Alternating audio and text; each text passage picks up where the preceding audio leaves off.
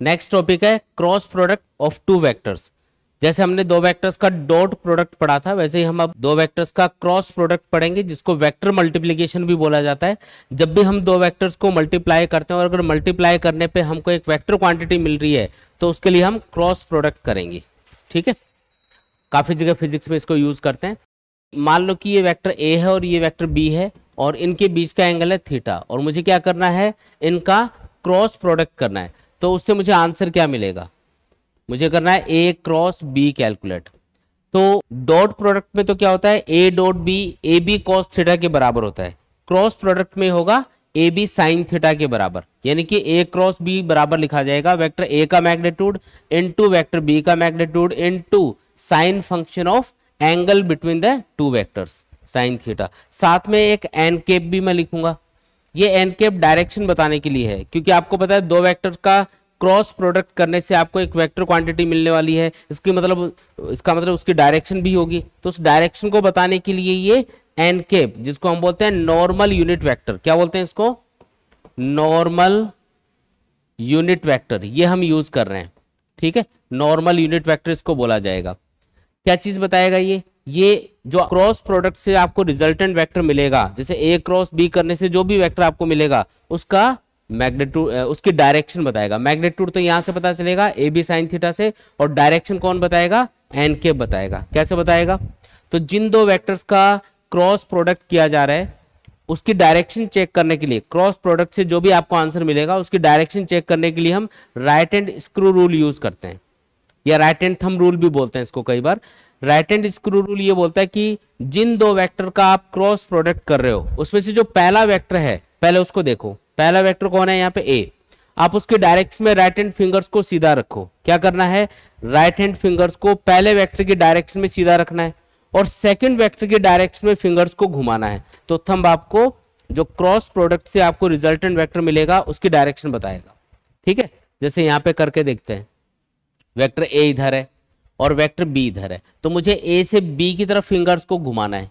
किधर से किधर घुमाना है, ए से बी की तरफ। तो मैं हाथ को ऐसे रखूंगा तभी घूम सकती है, ये ऐसे रखेंगे ना तभी घूम सकती है। ए की डायरेक्शन में रखना है और बी की डायरेक्शन में फिंगर्स को घुमाना है। अगर मैं हाथ को ऐसे कर लूंगा तब ये नीचे घूम जाएंगी, ऐसे कर लूंगा तो अंदर की तरफ घूमेंगी, ऐसे रखूंगा तो बाहर की तरफ।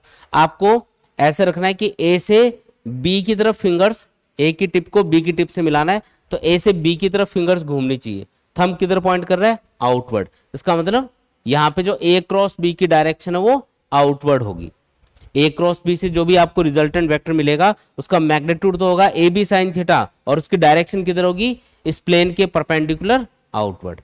ठीक है, एक चीज और याद रखो कि जब भी हम दो वेक्टर्स का क्रॉस प्रोडक्ट करते हैं तो जो रिजल्टेंट वेक्टर आएगा वो हमेशा उन दोनों वेक्टर्स के परपेंडिकुलर होगा। जैसे यहाँ पे ए क्रॉस बी से जो डायरेक्शन अपने पास आई वो किधर आई, आउटवर्ड। तो ये जो आउटवर्ड डायरेक्शन है चेक करके बताओ क्या ये वेक्टर ए के परपेंडिकुलर है ना। आउटवर्ड जो डायरेक्शन है वो वेक्टर ए के परपेंडिकुलर है और वेक्टर बी के भी ये परपेंडिकुलर है।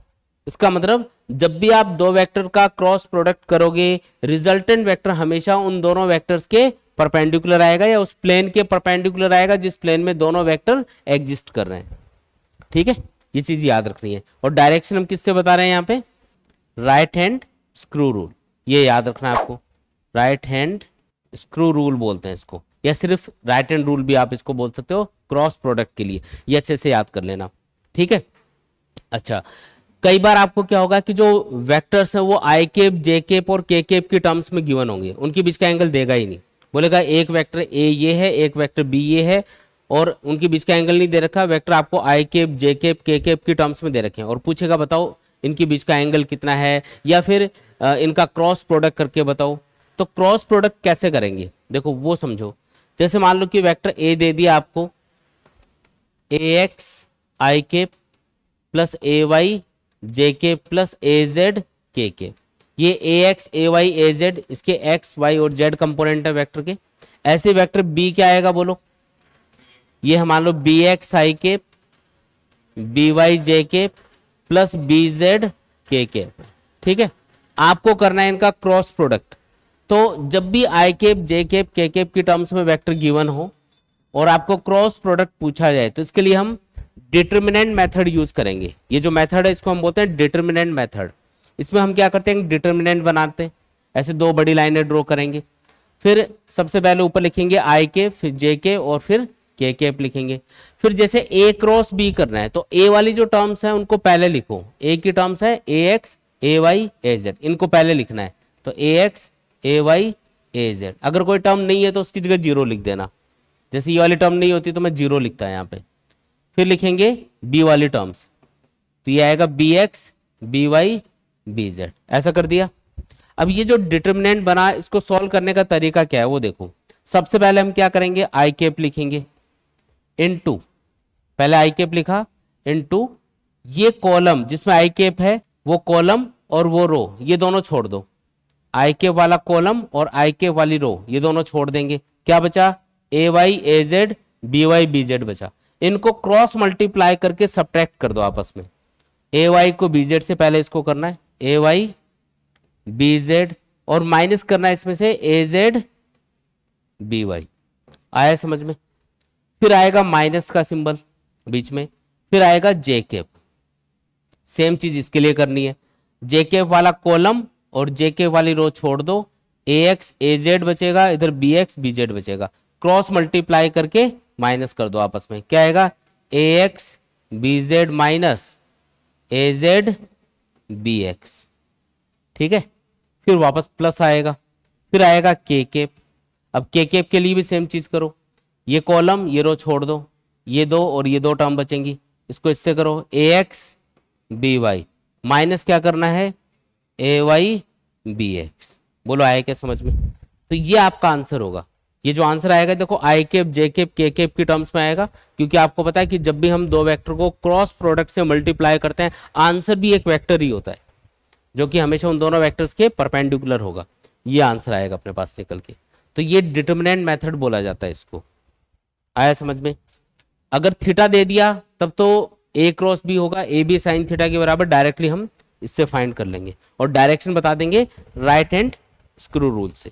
और अगर आपको एंगल बताया ही नहीं है तो फिर आपको डिटर्मिनेंट मेथड यूज करना पड़ेगा फिर। ठीक है, अब मैं कुछ इंपॉर्टेंट पॉइंट्स इसके बता रहा हूं आपको जो हम यूज करेंगे इसके अंदर।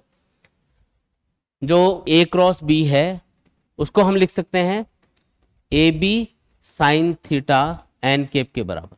जो एन कैप है उसको हम क्या बोलते हैं, नॉर्मल यूनिट वेक्टर, जो डायरेक्शन बताने के लिए यूज होता है। और डायरेक्शन किससे बताते हैं, राइट हैंड स्क्रू रूल से।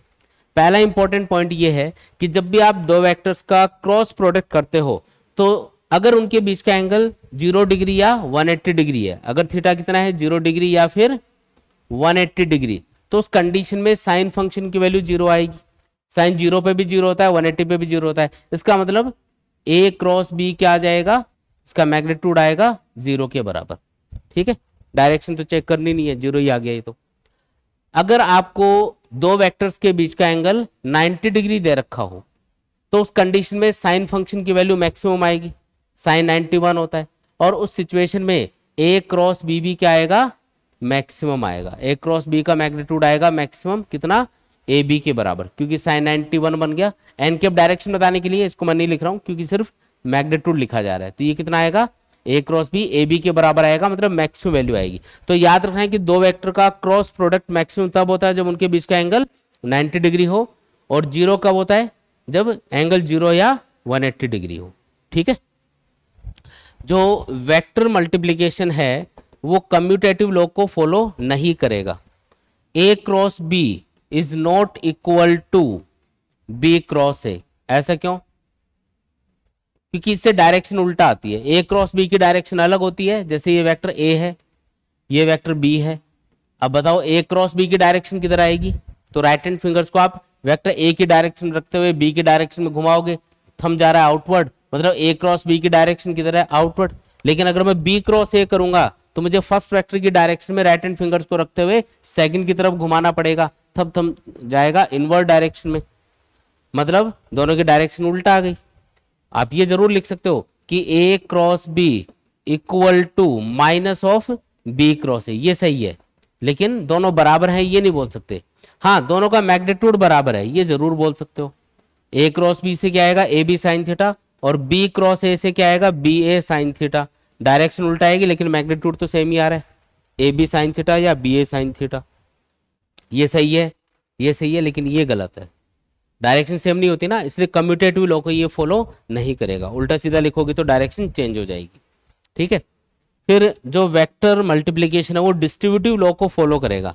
डिस्ट्रीब्यूटिव लॉ मतलब जैसे आपने लिखा ए क्रॉस बी प्लस सी, अगर ऐसा लिखा है तो इसको अलग अलग डिस्ट्रीब्यूट कर दो बी और सी के साथ। जैसे लिखेंगे ए क्रॉस बी प्लस ए क्रॉस सी, ये एक ही बात है, ये बात एक ही है, कर सकते हैं ऐसा, कहीं जरूरत पड़े तो ऐसा कर लेना। ठीक है, फिर अगला जो पॉइंट है काफी इंपॉर्टेंट है, जब भी आप यूनिट वेक्टर्स का क्रॉस प्रोडक्ट करोगे, जैसे आई क्रॉस जे किया, पहले तो आई क्रॉस आई जे क्रॉस जे, ये देख लो आई क्रॉस आई जे क्रॉस जे और के क्रॉस के, ये हमेशा जीरो आएंगे। ऐसा क्यों? क्योंकि आई और आई के बीच का एंगल 0 डिग्री होगा। आई के एक्स एक्सिस के लॉन्ग यूनिट वेक्टर होते हैं, तो आई केप और आई केप इनके बीच का एंगल 0, क्योंकि सेम डायरेक्शन आ गई। और जब भी दो वेक्टर्स के बीच का एंगल 0 डिग्री हो तो उनका क्रॉस प्रोडक्ट हमेशा क्या आता है? 0 आता है, ये हमको पता ही है। इसलिए आई क्रॉस आई, जे क्रॉस जे और के क्रॉस के, ये हमेशा 0 बनेगा, याद रखना है ये। इनका डॉट प्रोडक्ट तो 1 होता है लेकिन क्रॉस प्रोडक्ट 0 होता है। लेकिन अगर आप लिख रहे हो आई क्रॉस जे तो ये के केप के बराबर आएगा। ठीक है, अगर आप लिख रहे हो जे क्रॉस के तो ये हमेशा आई केप के बराबर आएगा। और अगर के क्रॉस आई लिख रहे हो तो ये जे केप के बराबर आएगा। इसको चेक करके बताता हूं। देखो, ये मान लो कि एक्स एक्सिस है, ये वाई एक्सिस है, और ये बोर्ड के परपेंडिकुलर क्या होती है? जेड एक्सिस होती है।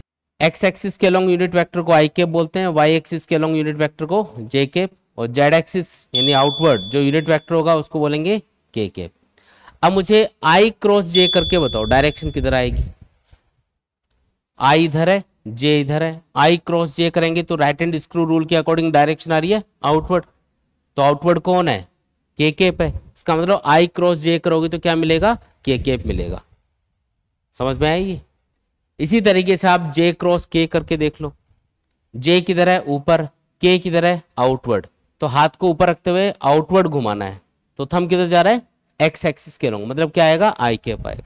ऐसे ही आप के क्रॉस आई करके देखोगे तो जे केप आएगा।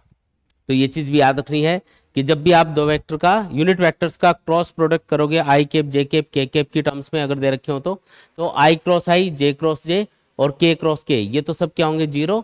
आई क्रॉस जे याद रखना भी आसान है। देखो, ये जैसे एक मैं सर्कल ड्रॉ कर देता हूँ, ये मैंने लिखा यहाँ पे आई केप, ये लिखा मैंने जे केप, ये लिखा मैंने के केप।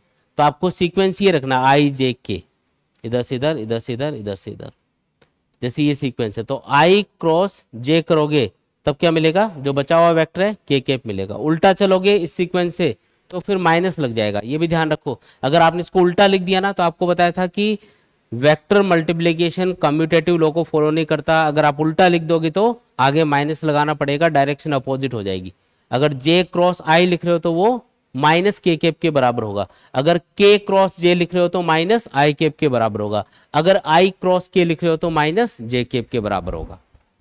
ठीक है, बाकी सीक्वेंस ये रखोगे, आई से जे की तरफ जा रहे हो तो के केप आएगा, जे से के की तरफ जा रहे हो मतलब जे क्रॉस के कर रहे हो तो आई केप आएगा, और के क्रॉस आई कर रहे हो तो जे केप आएगा। इस तरीके से याद रखेंगे। आई बातें समझ में? कई बार क्या होगा कि आपको ये बोलेगा कि दो वेक्टर एक दूसरे के पैरेलल हैं।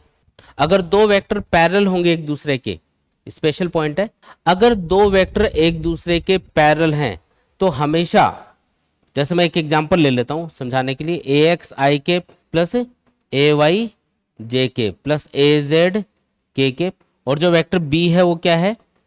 बी एक्स आई के प्लस बी वाई जे के प्लस बी जेड के के। अगर ये दोनों वेक्टर एक दूसरे के पैरेलल हैं तो पहली बात तो ये कि इनका क्रॉस प्रोडक्ट क्या होगा? 0 होगा। जैसे दो वेक्टर एक दूसरे के परपेंडिकुलर होते हैं तो उनका डॉट प्रोडक्ट 0 होता है।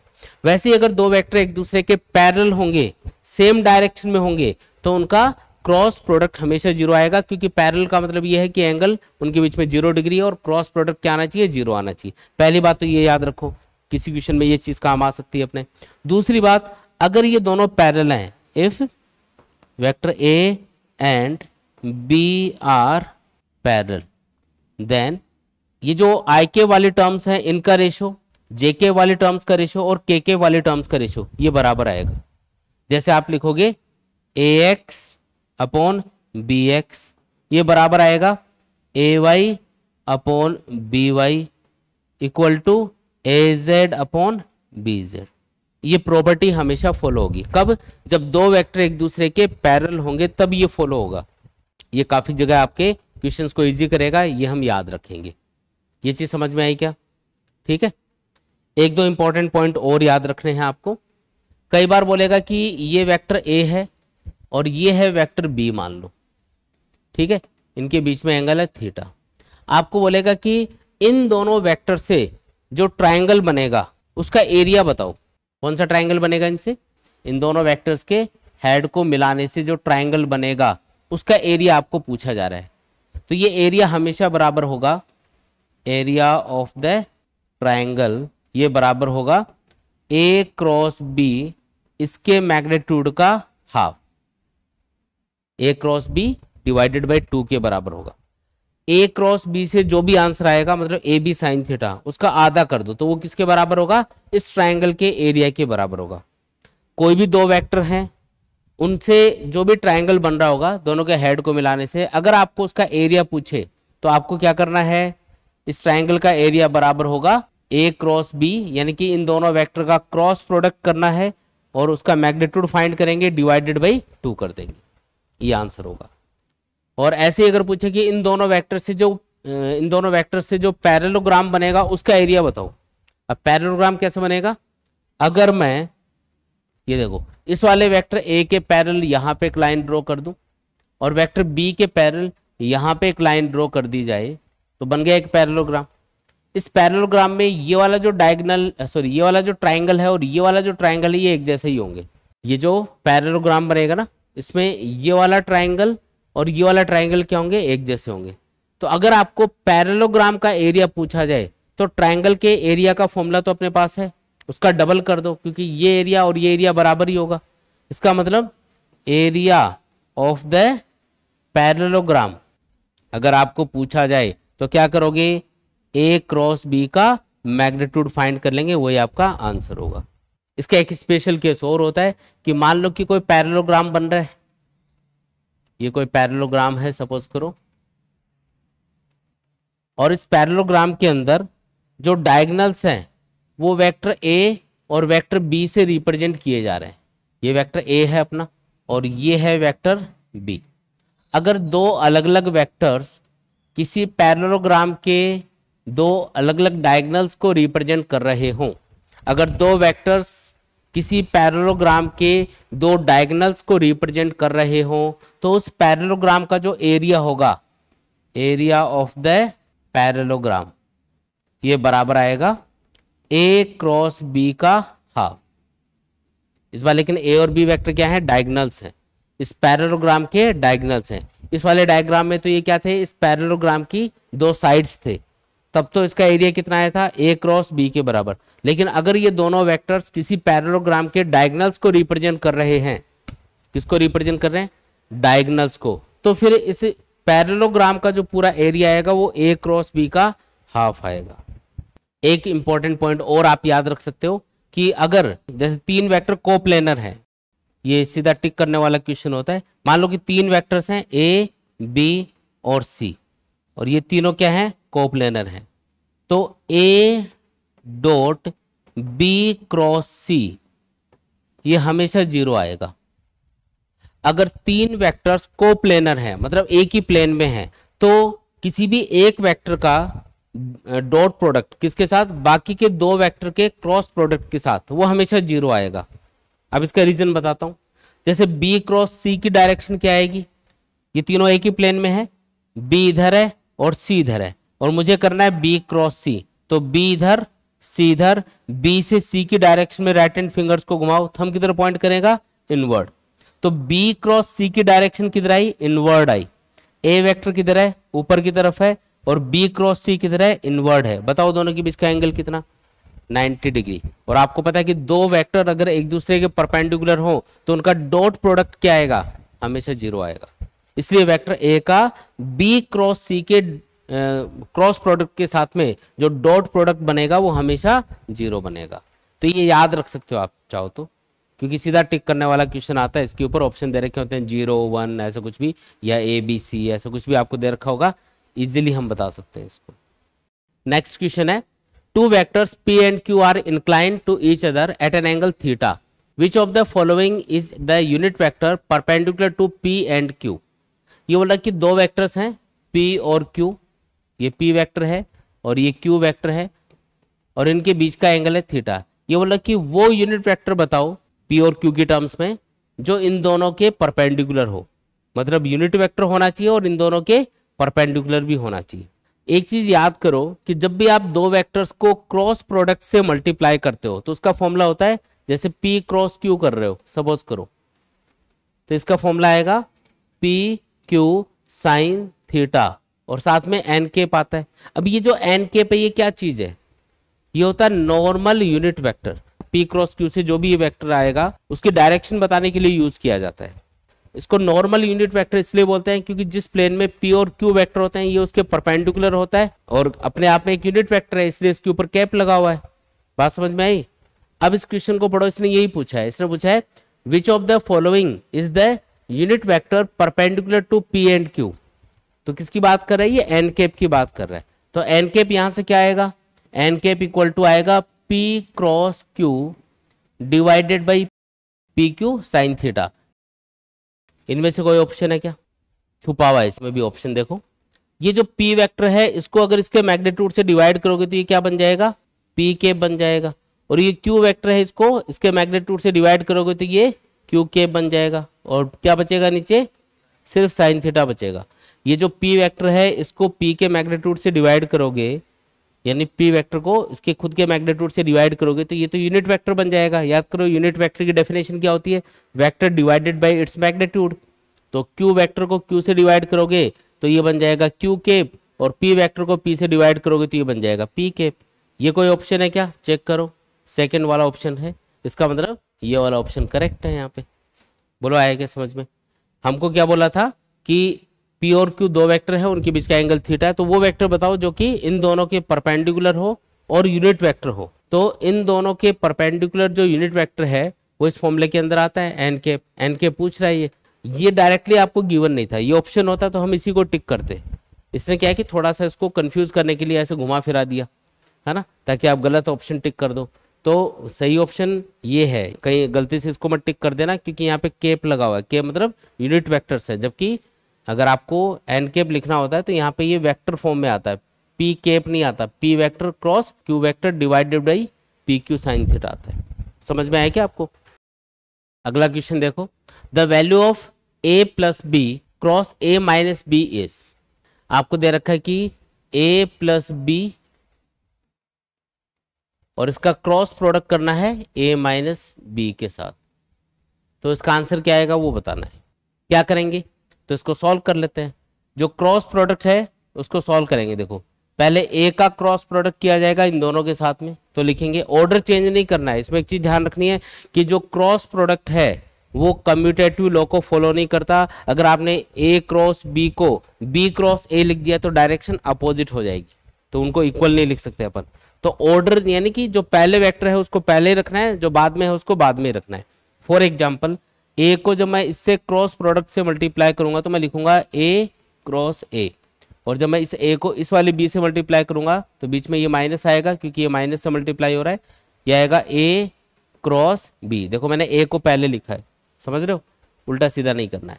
फिर B को A से मल्टीप्लाई करो तो ये आएगा B क्रॉस A, फिर इस B को इस माइनस B से यानी कि माइनस B क्रॉस B। ये आ गया। अब एक चीज सोच के बताओ कि जो वेक्टर A है उसका अगर खुद के साथ ही क्रॉस प्रोडक्ट करेंगे तो क्या आएगा। कोई भी वेक्टर हो अगर आप उसका खुद के साथ ही क्रॉस प्रोडक्ट कर रहे हो तो A और A इनके बीच का एंगल तो 0 डिग्री होगा, और जब भी क्रॉस प्रोडक्ट करते हैं तो क्या आता है, जैसे A क्रॉस B करते हैं तो आता है AB साइन थीटा। अगर A क्रॉस A कर रहे हो तो आएगा A इंटू साइन 0, साइन 0 0, यानी कि ये क्या बन जाएगा 0, तो ये 0 होगा। समझ में आया? याद रखो किसी भी वेक्टर का खुद के साथ क्रॉस प्रोडक्ट हमेशा जीरो होता है। जैसे याद होगा आई क्रॉस आई, जे क्रॉस जे, के क्रॉस के, ये सब जीरो होते हैं। आई क्रॉस जे ये के कैप के बराबर होता है, जे क्रॉस के आई कैप के बराबर होता है, और के क्रॉस आई जे कैप के बराबर होता है। आया समझ में? तो यहाँ पे खुद का खुद के साथ ही क्रॉस प्रोडक्ट हो रहा है ना, ये जीरो बनेगा। और ऐसे ये वाली टर्म भी जीरो। तो क्या बचा? माइनस का ए क्रॉस बी बचा इधर, तो प्लस बी क्रॉस ए।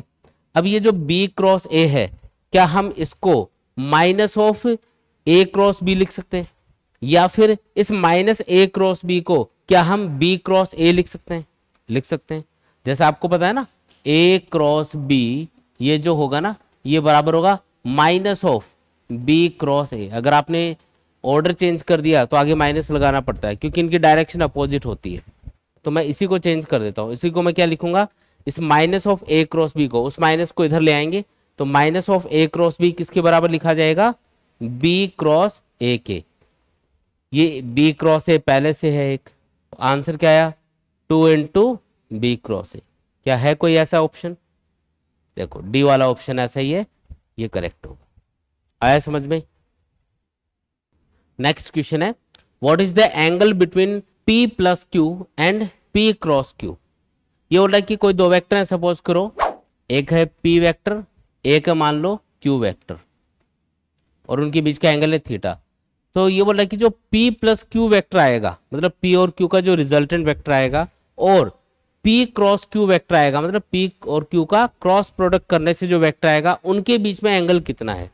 पहले तो ये बताओ कि P प्लस Q ये कौन सी डायरेक्शन में आएगा। अगर आपको दो वेक्टर का एडिशन करना है तो उसका जो रिजल्टेंट है, मतलब P प्लस Q, वो किधर आएगा? P प्लस Q तो इसी प्लेन में आएगा ना, ऐसे बीच में आएगा कहीं पे, ये आएगा P प्लस Q। जब भी आप दो वेक्टर्स को ऐड करोगे तो रिजल्टेंट हमेशा उनके बीच में कहीं आएगा। तो ये है P प्लस Q। और P क्रॉस Q किधर आएगा? तो याद करो, जब हम दो वेक्टर का क्रॉस प्रोडक्ट करते हैं तो जो रिजल्टेंट वेक्टर आता है क्रॉस प्रोडक्ट से, उसकी डायरेक्शन पता करने के लिए हम right hand screw rule use करते हैं। इसके लिए हमको फर्स्ट वेक्टर की डायरेक्शन में राइट हैंड फिंगर्स को रखना होता है, और सेकंड वेक्टर की डायरेक्शन में राइट हैंड फिंगर्स को घुमाना होता है। तो थंब आपको P क्रॉस Q की डायरेक्शन बताता है। तो P क्रॉस Q किधर है? आउटवर्ड। तो जो P क्रॉस Q है वो तो है आउटवर्ड ऐसे, और P प्लस Q है इस बोर्ड वाले प्लेन में। बताओ इनके बीच का एंगल कितना? ये वाली लाइन बोर्ड वाले प्लेन में है, ये वाला जो वेक्टर आ रहा है P क्रॉस Q, ये आउटवर्ड आ रहा है, यानी कि बोर्ड के परपेंडिकुलर आ रहा है। तो बताओ इस वाले वेक्टर यानी कि P क्रॉस Q और ये वाला जो वेक्टर है P प्लस Q, इनके बीच में एंगल कितना हुआ? 90 डिग्री हुआ, है ना। तो आपका जो आंसर है वो है π/2। कौन सा ऑप्शन करेक्ट है? बी वाला ऑप्शन करेक्ट होगा। जब आप दो वेक्टर्स को ऐड करते हो तो रिजल्टेंट हमेशा उसी प्लेन में आता है, और जब आप दो वेक्टर को क्रॉस प्रोडक्ट से मल्टीप्लाई करते हो तो रिजल्टेंट हमेशा उस प्लेन के परपेंडिकुलर आता है। तो ये वाली लाइन और जो परपेंडिकुलर लाइन होगी उनके बीच का एंगल तो 90 बनेगा ना। नेक्स्ट क्वेश्चन देखो, what is the unit vector perpendicular to the following vectors. ये कोई दो वेक्टर दे रखे हैं, आपको वो यूनिट वेक्टर बताना है जो इन दोनों के परपेंडिकुलर हो। ठीक है, एक चीज आपको पता होनी चाहिए कि जब भी हम दो वेक्टर का क्रॉस प्रोडक्ट करते हैं तो जो क्रॉस प्रोडक्ट से आपको वेक्टर मिलेगा वो हमेशा उन दोनों वेक्टर्स के परपेंडिकुलर होगा जिनका क्रॉस प्रोडक्ट किया जा रहा है। तो हम एक काम कर सकते हैं, इसमें इन दोनों वेक्टर्स का क्रॉस प्रोडक्ट करेंगे, उससे हमें क्रॉस प्रोडक्ट से एक वेक्टर मिलेगा जो फर्स्ट वाले वेक्टर के और दूसरे वाले वेक्टर के परपेंडिकुलर होगा। फिर आप उसका यूनिट वेक्टर फाइंड कर दो, क्योंकि इसने पूछा है कि वो यूनिट वेक्टर बताओ जो इन दोनों वेक्टर्स के परपेंडिकुलर हो। तो इन दोनों के परपेंडिकुलर कौन सा वेक्टर है? जो क्रॉस प्रोडक्ट से वेक्टर आता है वो इन दोनों के परपेंडिकुलर होता है। ठीक है, तो पहले तो वो फाइंड कर लो, फिर उसका यूनिट वेक्टर फाइंड कर दो। यूनिट वेक्टर फाइंड करने के लिए क्या करना है? उस वेक्टर को उसके मैग्नीट्यूड से डिवाइड करना है बस। ठीक है, तो पहले क्या करना पड़ेगा? Cross product. जो पहला वेक्टर है उसको मैं ए मान लेता हूं, ये है वेक्टर ए जो कि है 2ik plus 2jk minus kk, और सेकंड वेक्टर है मान लो बी, ये है 6ik minus 3jk plus 2kk। और मुझे क्या करना है? इनका क्रॉस प्रोडक्ट करना है, ए क्रॉस बी कैलकुलेट करना है पहले पहले तो डिटर्मिनेंट मेथड यूज करेंगे इसके लिए। तो डिटर्मिनेंट बनाएंगे, सबसे पहले ऊपर क्या लिखना होता है? i cap, j cap, k cap लिखना होता है। फिर यहाँ पे जो पहला वेक्टर है उसकी टर्म्स लिखेंगे। जैसे पहला वेक्टर है ए है ना पहले, तो ए के लिए आई कैप जे कैप और के कैप के जो मल्टीपल है वो लिख दो इनके नीचे। जैसे ये 2 है, ये 2 है और ये है -1। फिर बी वाली टर्म्स आएंगे नीचे, बी के लिए लिखोगे 6, फिर आएगा -3 और फिर आएगा 2। तो ये है डिटर्मिनेंट। अब इसको सॉल्व करना है। सॉल्व करने के लिए क्या करोगे, पहले लिखोगे आई कैप, उसके बाद में ये कॉलम और ये रो ये छोड़नी है, फिर जो भी बचा है 2 और -1 -3 और 2 ये बचा, तो इनको क्रॉस मल्टीप्लाई करके सब्ट्रैक्ट कर दो। 2 को 2 से मल्टीप्लाई करो 4 आएगा, -1 को -3 से मल्टीप्लाई करोगे तो 3 आएगा। फिर बीच में माइनस का सिंबल आता है जे कैप। फिर क्या करना है, इस कॉलम इस रो को छोड़ना है, 2 को 2 से मल्टीप्लाई करना 4 आएगा, माइनस और ये देखो 6 को -1 से मल्टीप्लाई करोगे तो -6 आएगा। फिर आएगा प्लस, फिर क्या करना है के कैप और उसके बाद में के कैप वाला कॉलम और ये वाली रो छोड़नी है। 2 से -3 को मल्टीप्लाई करो -6 आएगा, 2 को 6 से मल्टीप्लाई करो ये आएगा 12, दोनों को सब्ट्रैक्ट कर दो। आया समझ में? बस इसको सॉल्व कर लो, ये आ जाएगा अपना a क्रॉस b।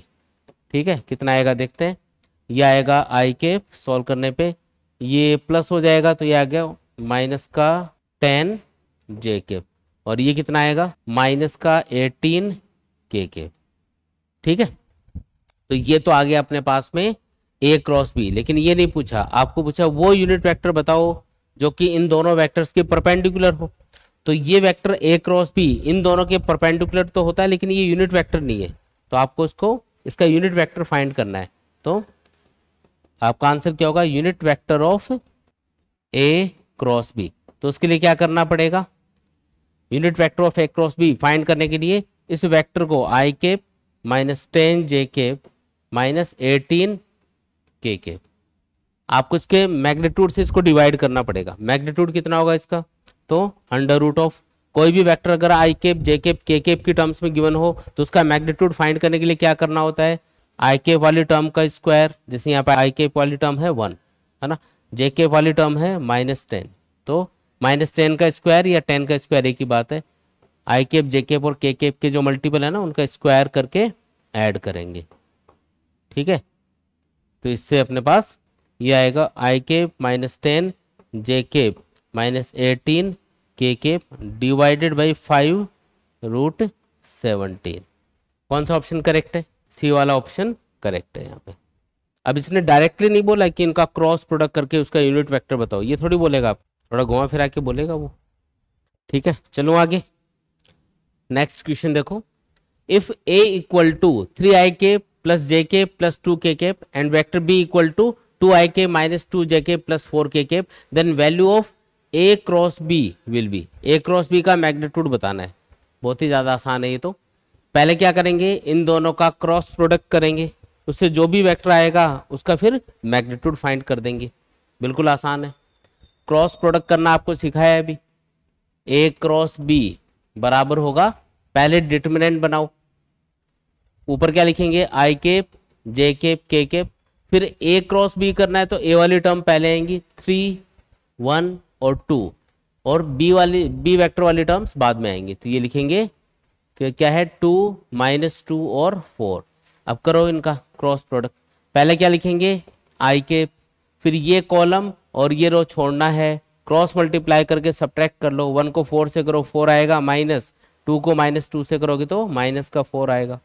ठीक है, फिर माइनस जे के पता है, बीच में माइनस का सिंबल आता है ये, फिर जे के वाला कॉलम और रो छोड़ दो, 3 को 4 से करो 12 आएगा, 2 को 2 से करो तो -4 आएगा, फिर प्लस का के के, फिर के वाला कॉलम और रो छोड़ दो, 3 को -2 से यानी कि -6, 1 को 2 से तो 2। सॉल्व करो इसको, तो ये आ गया अपने पास में 8 आई कैप, ये आएगा -8 जे कैप और ये आएगा -8 के कैप।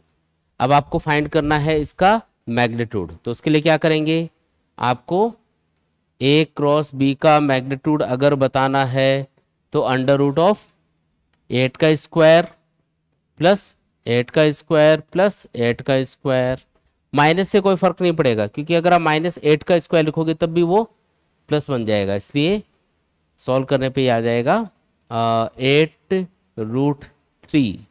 है कोई ऑप्शन ऐसा? सेकंड वाला ऑप्शन करेक्ट है। ये लो जी, ठीक है।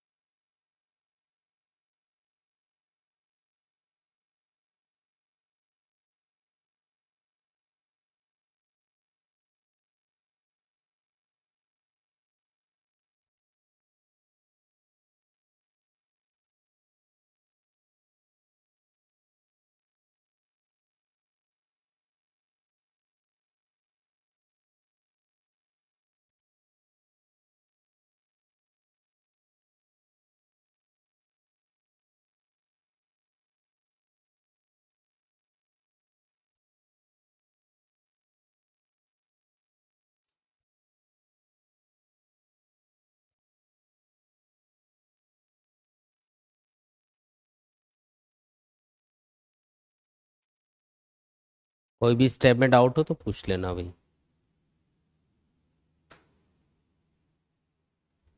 चलें आगे, देखो जी आगे बढ़ते हैं। नेक्स्ट क्वेश्चन देखो, if two vectors 2ik plus 3jk plus kk and -4ik -6jk minus lambda kk are parallel to each other then the value of lambda is.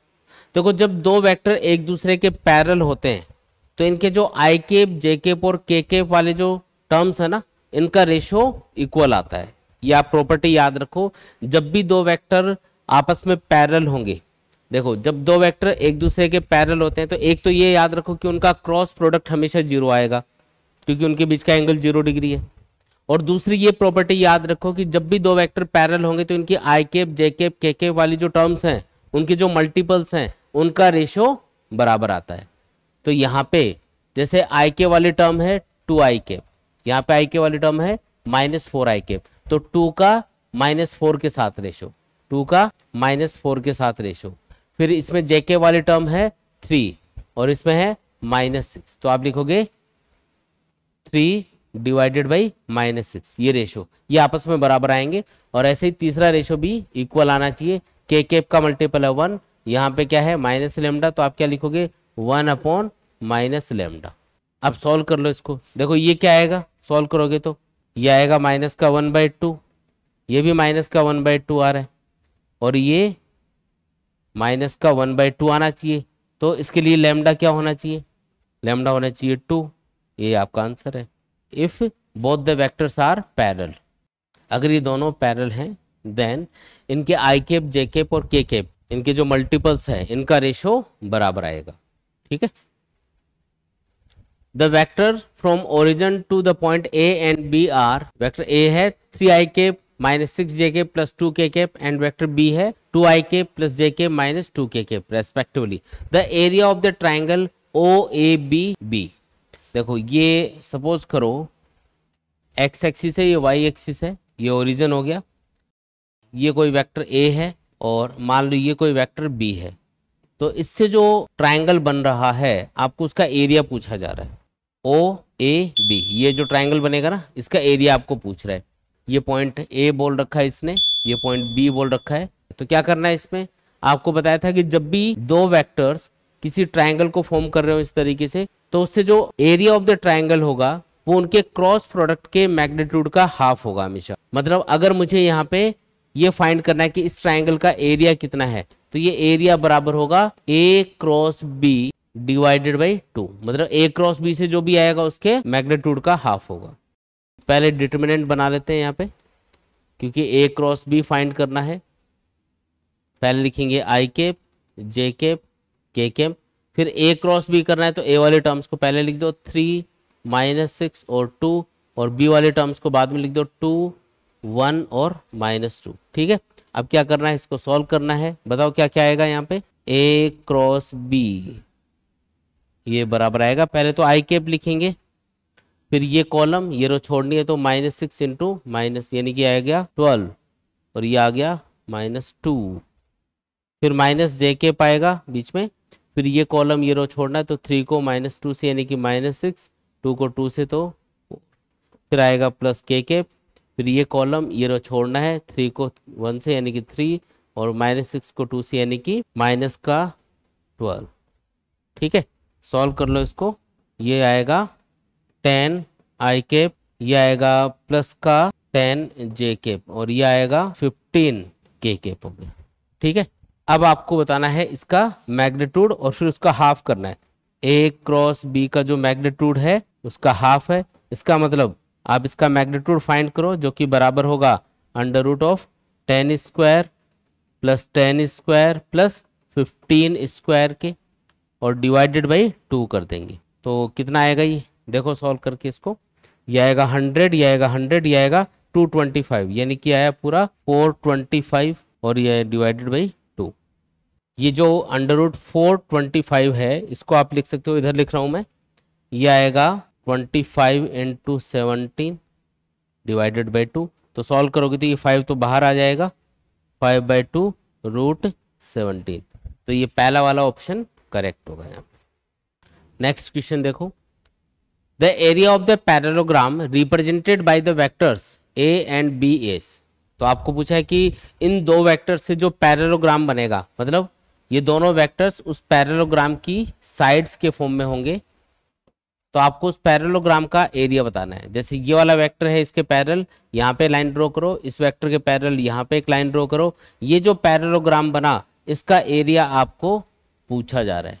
तो एरिया ऑफ द पैरेललोग्राम का formula क्या होता है, ए cross B का जो magnitude आता है, ए cross B vector का जो मैग्नीट्यूड आता है वो उन दोनों वेक्टर से जो पैरेललोग्राम बनता है उस एरिया के बराबर होता है। तो आपको सिंपली क्या करना है, ए क्रॉस बी कैलकुलेट करना है, उसका मैग्नीट्यूड फाइंड करके बताना है। तो सबसे पहले क्या करेंगे, डिटरमिनेंट बनाएंगे। ये लो जी डिटरमिनेंट, आई कैप, जे कैप, के कैप। ए वाली टर्म्स को पहले लिख दो, इसमें 2 और 3 ही है, के कैप 0 है, और बी वाले टर्म में भी आई और जे ही है, यानी लिखेंगे 1 और 4, और के कैप को 0 पुट करना है। क्या करना है फिर, आई कैप, फिर इस कॉलम इस रो को छोड़ना है 3 को 0 से, और ये 0 -0 बन जाएगा, फिर माइनस का जे कैप आएगा, फिर इस कॉलम इस रो को छोड़ना, अगेन ये 0 बन रहा है, 0 -0, फिर आएगा प्लस का के कैप, ये आएगा 8 -3, यानी आंसर आया 5 के कैप, और 5 के कैप का जो मैग्नीट्यूड है वो क्या होगा, 5 के बराबर होगा। तो आंसर क्या है 5। आपको इसका मैग्नीट्यूड बताना 5 के कैप का, तो 5 के कैप का जो मैग्नीट्यूड है यानी कि ए क्रॉस बी का जो मैग्नीट्यूड है वो 5 यूनिट्स के बराबर आएगा। ठीक है, ये वाला ऑप्शन करेक्ट। नेक्स्ट क्वेश्चन है, if magnitude of A cross B equal to magnitude of A dot B then angle between vector A and B will be. ये बोल रहा है कि ए क्रॉस बी और ए डॉट बी इन दोनों का magnitude बराबर आ रहा है, तो बताओ ए और बी वेक्टर के बीच का एंगल कितना होगा। अब आपको हिंट यही दिया हुआ, देखो इस टाइप की क्वेश्चंस में जो हिंट है ना वो ये वाली लाइन ही होती है, ए क्रॉस बी का मैग्नीट्यूड और ए डॉट बी का मैग्नीट्यूड, ये दोनों क्या है, बराबर है क्या, तो इनको बराबर पुट कर दिया मैंने। अब ए क्रॉस बी तो होता है A B sine theta, N cap लिखना है क्या साथ में, नहीं, क्योंकि मैग्नीट्यूड की बात कर रहा है, सिर्फ इतना ही लिखना है। और इधर क्या आएगा, A dot B A B cos theta. अब ए बी से A B cancel, sine theta upon cos theta, ये तो बन गया टेन थीटा इक्वल टू 1 आएगा, क्योंकि ए बी से ए बी कैंसिल करोगे तो इधर 1 बचेगा। अब टेन थीटा 1 कब होता है, जब थीटा 45 डिग्री हो। ये लो आंसर आया समझ में। नेक्स्ट क्वेश्चन देखो, the angle between the vectors A and B is theta, then the value of triple product A dot B cross A is. ये बोल रहा है कि ए और बी दो वेक्टर्स हैं और उनके बीच का एंगल कितना है, थीटा है। ये वेक्टर ए मान लिया, ये वेक्टर बी मान लिया, ऐसे इमेजिन कर लिया करो आप। फिर इसने बोला कि ए डॉट बी क्रॉस ए, ये बताओ A dot B cross A, इसकी वैल्यू बतानी है आपको, बताओ क्या आएगा, सोचो। देखो जब भी आप बी क्रॉस ए कैलकुलेट करोगे या ए क्रॉस बी कैलकुलेट करोगे तो ये हमेशा उस प्लेन के परपेंडिकुलर आएगा जिस प्लेन में वेक्टर ए और बी होंगे। यहाँ पे बी क्रॉस ए की डायरेक्शन किधर आएगी, तो बी वेक्टर इधर है, ए इधर है, तो बी क्रॉस ए करोगे तो ये आएगा इनवर्ट डायरेक्शन में। और जो वेक्टर ए है वो इस बोर्ड वाले प्लेन में है, तो वेक्टर ए से उस बी क्रॉस ए की जो डायरेक्शन है उससे एंगल कितना बनेगा, 90 डिग्री बनेगा। देखो वेक्टर ए इधर है और बी क्रॉस ए की डायरेक्शन आ रही है इनवर्ड, यानी कि वेक्टर ए और बी क्रॉस ए इनके बीच का एंगल कितना है, 90 डिग्री है। समझ में आया। और अगर आप दो वेक्टर्स का डॉट प्रोडक्ट कर रहे हो और उनके बीच में एंगल 90 डिग्री है, यहाँ पे वेक्टर ए और बी क्रॉस ए इनके बीच का एंगल है 90 डिग्री, तो डॉट प्रोडक्ट हमेशा 0 आएगा। आंसर क्या है इसका, 0। बी वाला ऑप्शन करेक्ट होगा। नेक्स्ट क्वेश्चन देखो, if A cross B equal to √3 a dot B then the value of a plus B mod, यानी कि a प्लस बी से जो भी वेक्टर आएगा उसका मैग्नीट्यूड बताना है। देखो यहाँ पे दे रखा है, हिंट यही है, यहाँ पे ये वाली लाइन क्या दिया है, जो a क्रॉस b का मैग्नीट्यूड है वो बराबर है √3 times of a dot B के। तो ये जो हिंट आपको दिया हुआ है इससे आपको एंगल थीटा मिलेगा जो वेक्टर ए और बी के बीच में होगा।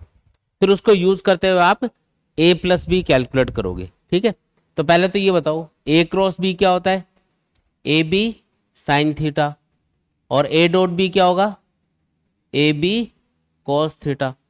अगर मैं साइन थीटा के नीचे ये कॉस थीटा लिख दूं तो ये बन जाएगा टेन थीटा, जो कि √3 के बराबर आएगा क्योंकि ए बी से ए बी कैंसिल। अब बताओ टेन थीटा √3 कब होता है, जब थीटा 60 डिग्री हो, तो थीटा अपने पास आ गया। अब पूछा क्या इसने पूछा a प्लस बी का मैग्नीट्यूड बताओ। तो जब भी आप दो वेक्टर को ऐड करते हो तो रिजल्टेंट का फॉर्मूला होता है √a² plus b² plus 2ab cos theta. Theta कितना लेना है, 60 डिग्री लेना है। बताओ आंसर, यह आएगा a² प्लस b² cos 60, बोलो 1/2, तो यह आएगा 2 से 2 कैंसिल होके प्लस ab। ये आपका आंसर है। कौन सा ऑप्शन करेक्ट होगा, तो डी वाला ऑप्शन करेक्ट है इसमें।